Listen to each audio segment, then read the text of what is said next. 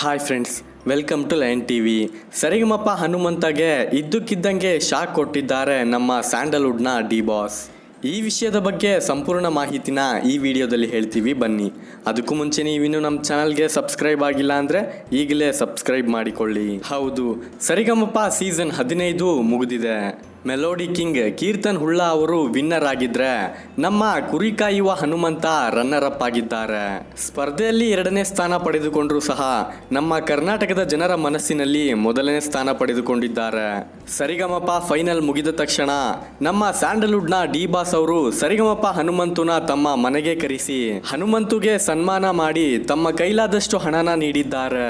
ಅದಷ್ಟೇ ಅಲ್ಲದೆ ಆಗಲೇ ಅರ್ಜುನ್ ಜನ್ಯ ಅವ್ರಿಗೆ ಕರೆ ಮಾಡಿ ತಮ್ಮ ಮುಂದಿನ ಚಿತ್ರವಾದ ರಾಬರ್ಟ್ ಸಿನಿಮಾದಲ್ಲಿ ಹನುಮಂತಗೆ ಒಂದು ಹಾಡು ಇರಲೇಬೇಕೆಂದು ಹೇಳಿದ್ದಾರೆ.